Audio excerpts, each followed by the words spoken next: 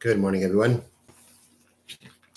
Before we start, just to remind everyone that tomorrow being Tisha B'Av, there will be no Mishna Mitzvah class tomorrow morning. We'll resume again Mitzvah Shem on Friday. So, Perikei Mishnah Aleph. Sa'at Teruma, Truma Tameya, Shenaf L'Pachas Meya Chulin Elamais Rishon. We're going to be continuing our discussion of Meduma. When Truma falls into Chulin, there's a mixture. We don't know what is the Truma, what is the Chulin. We know that if there's 100 times more of the Chulin than the Truma is nullified. If there's less, then the whole thing is left as a mixture that we don't know what it is, Chulin or Truma. And at the end, you would land up giving it to a Kohen who is allowed to eat Truma. And as we will see, we'll get more into the details, which we have already mentioned before as we learn this Mishnah. So the Mishnah reads, Sa'at Truma. Now, our Mishnah is going to talk about a number of different scenarios of Truma falling into Chulin.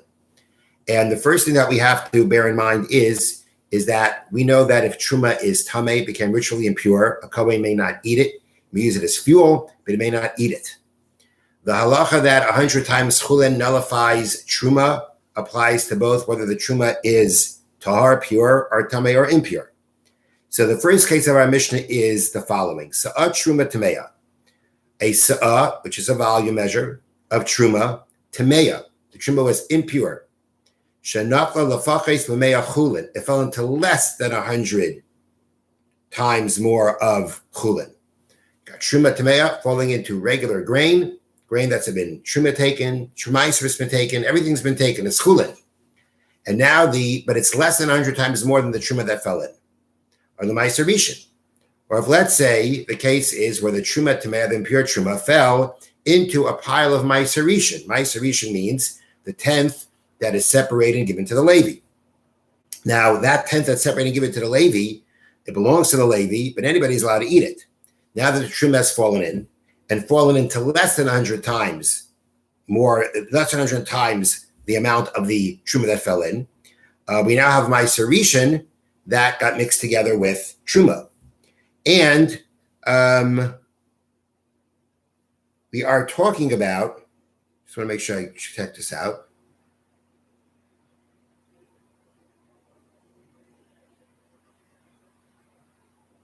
Okay. It fell into less than 100 times Meiser Rishon, or the Meiser Sheni. Or let's say the Truma fell into a pile of Meiser Sheni. Meiser Sheni is that we mentioned before, in your produce, your new produce of the year, you first give an amount to the Kohen, you give a tenth of what's left to the Levi, and then you give a second tenth, which, depending on the year of the Shemitah cycle, either as a sanctity that you have to either eat in Yerushalayim or redeem it on Tamanis from the money in Yerushalayim, or other years it's coming to the poor. So here we're talking about Meiser Sheni. That means it's the year where it's sanctified. So this sanctified grain, as we say, either you eat in Yerushalayim or you redeem it and you eat it wherever you are.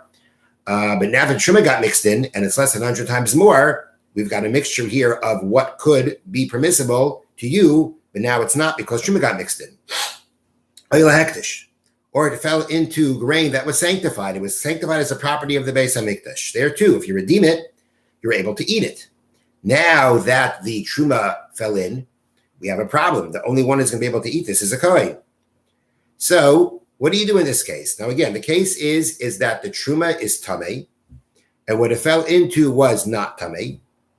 So as the Mishnah says, Bein Tameh and Bein Taharin, whether these things that the Truma fell into, whether they are Tameh, whether they are Tahar, the halacha is Yirkavu. You have to let them rot.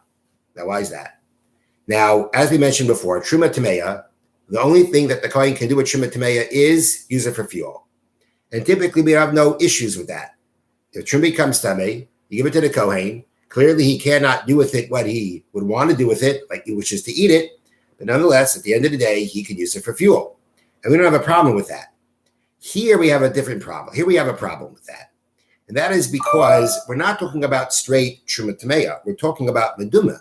We're talking about where the Truma got mixed into non-Truma grain. And because of the doubt, the whole thing has to be treated like Truma misafik out of doubt. And the sages were concerned that when it comes to Meduma, when it comes to something that is treated like Truma because it's a question about Truma, that people weren't that careful with it. didn't take it as serious as regular truma. And therefore, we are concerned that if we would allow this Kohen to actually take the truma and burn it, he may come to eat it, because people didn't take meduma seriously enough. And therefore, they said, you can't do anything with it. You can't even burn it. So what do? You just let it rot away. So that's if the case is where the truma that fell in was tamei. Next, im tahira ha'isa sa'a. Now, let's say that sa'a of truma that fell in was pure. And, as the Baratanura adds, not only was it pure, but what it fell into was pure. Whether it was chulin, whether it was a ma'aser rishon, ma'aser sheni, hektish, it was all pure. So then what happens now? So now what I have is, I have a mixture of grain. I have a sa of chulin that fell into less than 100 sa of chulin. Okay, so what do you do with it? The answer is, yimachru l'kohanim b'dmei truma, chutz midmei oisa sa'a.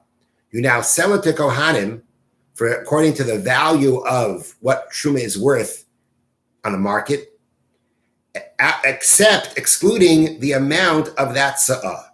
Meaning, we have a mixture. The only one who can do it, the only one who has anything to do with it is the Kohen. So you don't have to give it to the Kohen. Now the sa'a truma that fell in, the original truma that fell in, that you just have to give to the Kohen. But everything else, which is really chulin, but we don't know which part of it is chulin, which one is truma, and therefore nobody can. If you're not a Kohen, you can't partake from it. We don't have to give that to the Kohen. We can sell it to him.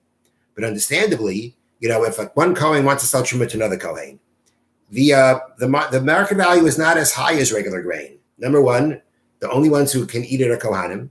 And even if only if it stays tar can they eat it. Otherwise, can't even eat it. So it doesn't have a lot of value. The meduma, the grain that's now, again, treated like truma, is the same situation, therefore the same value. So if you're going to sell it to the Kohen, you sell it to the Kohen for what the going rate is for truma. And then and you sell it to him except for the amount of the original sa'a that fell in, because that was his anyway. And now you'll have some money, and he'll be able to eat the whole thing because it's all truma. Now, if it fell into ma'aser rishon, and the situation is, as we mentioned before, ma'aser rishon, the Levi has to take his ma'aser rishon and take 1/10 of his 10th and give it to the Kohen. Now, im l'ma'aser rishon nafla. If, again, the truma that is tar fell into ma'aser rishon, that is tar, but the trumas ma'aser was not yet taken from it, Yikarei shema trumas ma'aser, he should designate ma'aser from it. He should designate trumas ma'aser rather from the ma'aser. Okay, so let's just get the wording and then we'll explain it. The Mishna is saying, let's make the case. You have a Levi. He has ma'aser rishon. He needs to separate ma'aser. He didn't take trumas ma'aser from it yet for the Kohen. And then a regular amount of truma, which he was supposed to which he has to separate himself from his regular grain and give to a Kohen, fell into this ma'aser rishon. So now he can't eat it because we don't know what's truma, what's not truma. It's even actually you can't eat it for another reason also, because it's tevel. The trumas ma'aser wasn't taken from it. After all said and done, ma'aser rishon, after everything is taken, everything is separated, it belongs to the Levi, but even a non-Levi can eat it. There's no sanctity to it. So now your situation is you've got this pile of ma'aser, truma fell into it. So what does he do now? What's he going to do with it? So the answer is that what he's going to do is he's going to separate trumas ma'aser. He's going to say, he knows there's a sa of truma here, and there's 10 sa of truma of ma'aser rishon that trumas ma'aser wasn't taken from. Okay, so he doesn't know exactly where the ma'aser is, which part is ma'aser, which part is truma. But he can still separate trumas ma'aser and say that within this ma'aser, 1/10 of it should be trumas ma'aser. Okay, now that he's made 1/10 of it trumas ma'aser, his original ma'aser now is fixed up, right? There's an amount of it that's fixed up. But what you're left now here is with a mixture of regular edible ma'aser mixed together with number one trumas ma'aser and number two the original saw that fell in. That's what he's left with. So what's he going to do? At this point, he's just going to go ahead and deal with it like what we said before. He's going to find a Kohen. He's going to sell it to a Kohen. except for the amount of besides for the amount of truma that's in it, the original truma is meiser. He'll sell it for the market value of truma. He'll have the money, and the kohen will now eat the whole thing. That would be a way of how this would work. This is one way of explaining when the Mishnah says "Mavon to meiser rishon," so then he designates from there trumas meiser. Basically, by doing that, he fixes up the meiser that's in there. He's still left with a mixture, but now he's left with a mixture that he can go in and sell to a kohen, get some money, and the kohen will be able to use the whole mixture. Now, if let's say it fell into Meiser Sheni or into Hektish, okay, so you've got the Meiser Sheni, it has to be in Yerushalayim. The problem is you can't eat it because Truma fell in. You got this grain that was sanctified consecrated to the Beis HaMikdash. If you redeem it, you can eat it, but there's Truma in it. So it says the Mishnah Re'li Yipadu. You redeem the Meiser Sheni or Hektish that was in it. Now you're left with a regular mixture of truma and chulin, and you follow what we said before. You sell it to a kohen for the value of truma, except for the amount of the original sub truma that fell in. Okay, now the im tmeim hayu oisan hachulin. Okay, what happens now if we're talking about a different case? The case now here is where truma tahira, the truma is tahar, it's pure. And it fell into chulin that was tamei. The truma that fell in is tar. The chulin was tamei. Okay, so what do we have here? We have here a situation of, and the same thing would apply with the Meiser Rishon, the Meiser Sheni, the Hektish. We're all talking about where these things are taken care of. The Trumas Meiser is separated. The Meiser Sheni, the Hektish are redeemed. Everything's back to being at some level, at a level of chulin, at a level of that, other than the truma that got mixed in, it would have been permissible to eat. But now the truma got mixed in, we got a mixture, we have a doubt, we don't have 100 times to nullify it, how do we deal with it? Now this is the case though, we have to remember that where the truma is tahar, and everything else that got mixed into is tatame. Now, that doesn't automatically, the fact that the truma now is touching something tamei doesn't make it tamei, because the only time a food is susceptible to tuma is if it came into contact with certain liquids, such as water. Okay, water, oil, olive oil. There's 7 liquids that make something susceptible to tuma. It's got to come into contact with these liquids for susceptible to tuma. So if we're talking about, which we will be talking about, that grain that fell in of truma, it never came into contact with any liquid.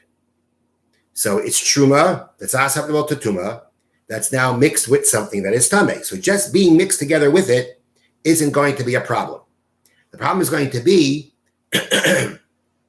after the kohen gets this whole mixture, what's he going to do with it? If he's going to bake it into a bread, then he's going to have a problem, because if you're baking a bread, you're making a dough, you're going to add water. Liquid's going to touch the truma. The truma is now going to become susceptible to becoming tamei from the chulin that it's mixed into, and you're not allowed to make truma tamei. So the Mishnah now is going to tell us what options does the kohen have now to use this mixture when, again, the case is the truma that fell in was tar, and everything else that it fell into that's now chulin is tamei.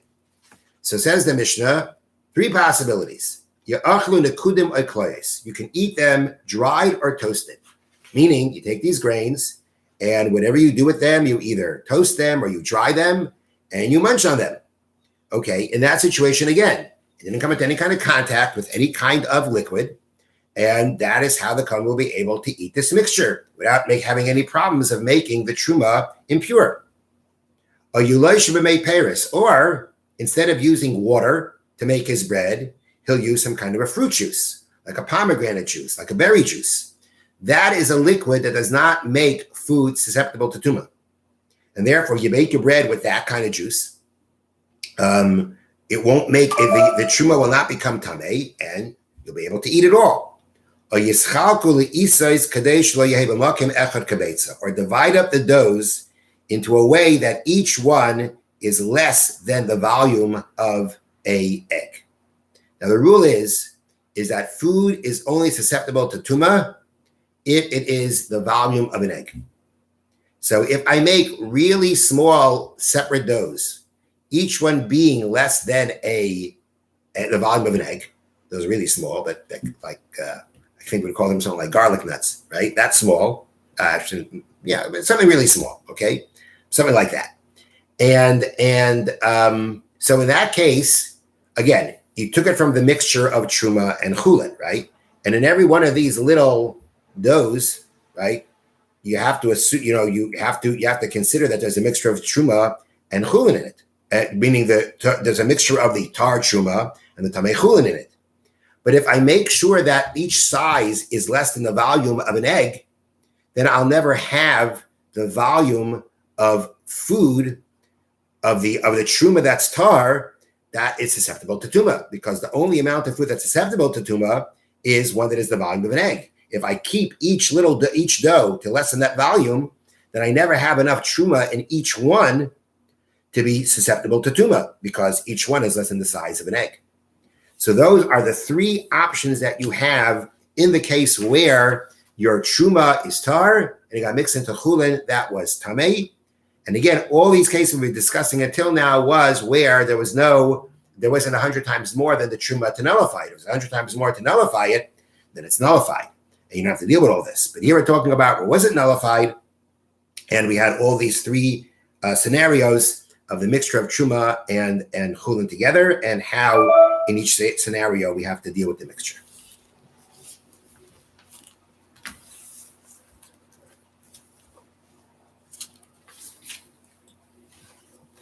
We are now up to Kuf Chavav. Mitzvahs loisase shaloi lavai al eshes achiv. What is not allowed to be intimate with one's brother's wife. Bein min ha'av, bein min ha'em. Whether it's your brother from a father or a mother, meaning you share only one parent. Avilim is nus, and even if it's your brother, because the brother was born out of wedlock, nonetheless, it's your brother. And again, whether it's a brother from your father or a brother from your mother, his wife is forbidden. Shenemar, as the pasuk states, one should not be intimate with the wife of your brother.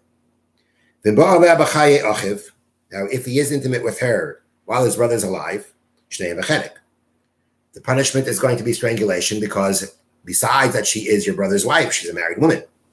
And for adultery that's committed with witnesses and warning, the capital punishment is chenek, strangulation. Kshaloi girsha, again, when he did not divorce her, because she's a married woman. Vim girsha achiv, let's say the brother divorced her, or he was intimate with her after his brother died when there was no mitzvah of yibum. Now, yibum is a mitzvah that says there are times where you actually have a mitzvah to marry your brother's wife, and that is if your brother died without children. There's a mitzvah for his brother to marry his brother's wife. By doing so, he continues the memory of his brother. That is the mitzvah to do. If the brother doesn't want to do it, he has to perform chalitza, which is the act of freeing her to marry anyone she wants. And nowadays, if that kind of situation happens, chas v'shalom, we only perform chalitza. But again, so if there's a mitzvah even being done, there's nothing wrong with being with his brother's wife. But we're talking about where there was no mitzvah of yibum and the brother died, and that was the situation when the person was intimate with his brother's wife, then b'meis it was done intentionally, chayiv kares. The punishment is divine severance of one's life. There would be no capital punishment in this case, even with witnesses and with warning. Of a and was done unintentionally, it carries a sin offering. Now, let's say the case is where it was a situation where the brother died without children. There was a mitzvah to do yibum. Instead of doing yibum, the brother did chalitza, which frees his obligation to marry her and allows her to marry anybody that she wants. Now, if he was intimate with his yavama, with his sister-in-law that he did chalitza to, that doesn't carry the punishment of kares, of divine severance of life, for being intimate with one's brother's wife, but rather it's a prohibition of lo yivne, prohibition that says that once the the person didn't build his brother's house by marrying his brother's wife, he cannot build anymore. He cannot do the act of building anymore. So that's the prohibition, being intimate with her. But it actually does not have if he did chalitza on her, does not, even in the case of chalitza on her, if it was in a situation where even could have been done, it no more carries the full-fledged prohibition. It doesn't carry the prohibition of your brother's wife anymore, but it does carry a different prohibition. Applies in all places and at all times. Have a wonderful day. Everybody should have an easy and meaningful Tisha B'Av. And again, there's no class tomorrow. The explanation of the kinnis for Eicha for Tisha B'Av tomorrow morning is scheduled for around 7:40. It will be live streamed, and again, it will be posted later on the website for viewing. I wish you all a wonderful day and a easy and meaningful Tisha B'Av.